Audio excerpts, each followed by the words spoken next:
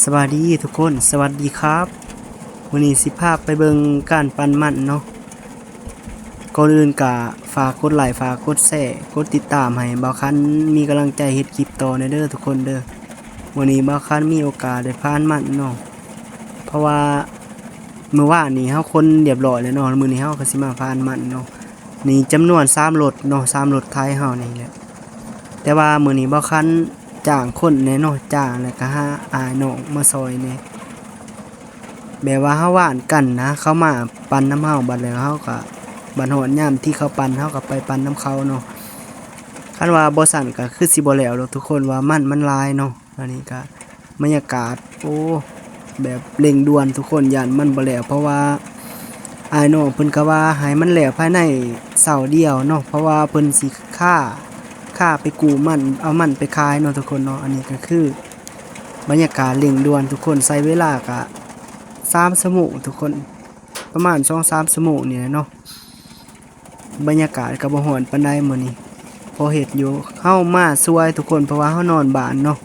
เพราะว่าเมียว่าคันราคาลูกน้อยก็เลยจะเป็นได้นอนบ้านบ่ได้นอนให้ทุกคนเที่ยวเอาเนาะแต่ละมื้อต้องเที่ยวมาซ้ำฮอดให้ก็สวยเติบทุกคนมื้อนี้ลมเย็นทุกคนเลยบรรยากาศอยู่ไร่อยู่นาคันอยู่บ้านก็บ่ไหวดอกทุกคนมันง่ายหลายเนาะมาอยู่ไร่จังซี่คันแน่เป็นตะม่วนทุกคนหลายคนจังซี่คันว่าหลายคนแบบนี้เฮ็ดต้องเฮ็ดหลายๆเนาะทุกคนเนาะอันนี้บ่คันเฮ็ดผู้เดียวก็เอาส่ำนี้แล้วเนาะแบบว่าเฮาบ่เคยเฮ็ดหลายคนนะเฮ็ดผู้เดียวเนาะมันสามารถสิแล้วเนาะบ่ได้เฮ็ดหลายคนก็รู้สึกว่าพอตะไดก็แล้วเนาะของพานก็ยืมเข้ามาทุกคนของบ่คันจำเป็นต้องเป็นแบบเจใส่รถไถเนาะอันนี้เพิ่นติดเครื่องใส่เลยเนาะสบายแบบนี้ง่ายทุกคน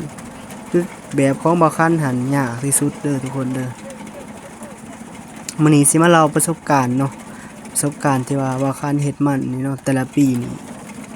ยากทุกคนเพราะว่าเฮ็ดผู้เดียวเนาะ2 ปีหลังหันบ่คันเฮ็ดกับแฟนเนาะเฮ็ดกับเมียเนาะมันง่าย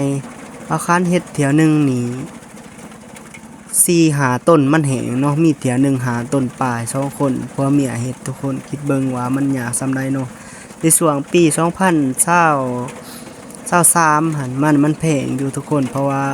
ช่วงนั้นเฮ็ดหลายบ่คันขายเที่ยวหนึงนี่4-5ต้นเนาะเฮ็ด2ผัวเมียเฮ็ดนี่แหละปั่นก็ปั่น2คนเนาะเกือบว่า2วันพุ่นแล้วทุกคน10คันรถไถเฮานี่เนาะ10คันรถไถมันหัวบัดว่าเฮามาปั่นเป็นมันแห้งปั่นเป็นมันแห้งมันก็สิเหลืออยู่5ต้นเนาะ5ต้นช่วงนั้นก็ราคาแพงแน่เนาะแต่มาปีนี้แต่มา2ปีนี้บ่คันเฮ็ดผู้เดียวเนาะเพราะว่าเมียเพิ่นก็ขายเครื่องอยู่บ้านเนาะนี่แหละพวกเมียทุกคนไผว่าง่ายเนาะบางคนก็ง่ายแต่ว่าบางคนก็ยากนี่สำหรับบ่คันนี่ง่ายเนาะผัวก็เฮ็ดหน้าที่ผัวเมียก็เฮ็ดหน้าที่เมียคือจังซี่แหละเนาะแบ่งกันเฮ็ดจะได้สันเฮาแนวเฮาเกิดมาบ่มีคือคนอื่นเนาะเฮาทุกข์เฮายากก็ต้องดิ้นรนให้เฮ็ดหาเองจังซี่แหละทุกคนบ่คันเป็นคนหนึ่งเนาะที่ว่าบ่ยอมแพ้ต่อโชคชะตาง่ายๆเนาะเฮ็ดอิหยังที่ว่ามันได้เงินบ่คันเฮ็ดเบิดเนาะบ่ได้จำเป็นต้องเลือกงานหรือว่าเกียรติงานเนาะเฮ็ดซังได้เงินบ่คันเฮ็ดทุกอย่างเนาะเพราะว่าบ่คันทุกข์มาแต่น้อยเนาะเกิดมาก็เพราะแต่ความทุกข์ความยากเนาะนี่ครับเฮ็ดไทยนี่ก็5-6 ปีแล้วทุกคนถามว่าชีวิตดีขึ้นบ่ก็ดีเติบเนาะเพราะว่าแต่ก่อนจากเฮาที่ว่าเฮาเคยแบบว่าบ่มีรถอิหยังนะรถตอกรถไถเฮาก็บ่มีเนาะเป็นของตัวเองต้องได้ยืมยืมน้องเนาะเดี๋ยวนี้ก็มีรถตอกรถไถเป็นของตัวเองเนาะก็บ่ว่าดีหลายดอกเนาะแต่สำหรับเฮานี่ก็ถือว่าดีสมควรนะส่ำนี้เนาะบ่ได้ขอคนอื่นเนาะบ่ได้ยากพี่ยากน้องบ่อยากพ่อยากแม่เนาะมาคันนี่ก็เป็นคนแบบนี้แหล้วทุกคนสู่ชีวิตเนาะแต่ว่าคนอื่นเขาสิเบิ่งว่าดิ้นรนเกินบ่ก็บ่เนาะเพราะว่าเฮาเคยแบบนี้นะทุกคนคันว่าเฮาสิอยู่ซื่อๆก็บ่จักสิอยู่หั้นนะก็เลยแบบเฮ็ดไปอยู่ไปเนาะเบาเลยเนาะบ่คันอยู่บ้านนี่บ่จักสิอยู่แล้วทุกคนงมๆแง่ๆเนาะเบิ่งคือคนปีบ้านนี่แหละเนาะอัดมาอยู่ไร่อยู่สวนนี่ก็คือว่าใครแน่เนาะนี่แหละเพิ่นว่าเนาะความสุขความไฟของมันเนาะ เฮ็ดแบบใดมีความสุขก็เฮ็ดโลดเนาะแต่ว่าคนอื่นสิว่าจะได้ก็บ่ฮู้เนาะฮะคนอื่นเขาสิเบิ่งเฮาก็คือว่าเมื่อยแฮงนั่นแหละเนาะทุกคนแต่ว่าบ่คันนี่บ่ได้เมื่อยเนาะเฮ็ดไปก็ม่วนไปนี่แหละเนาะ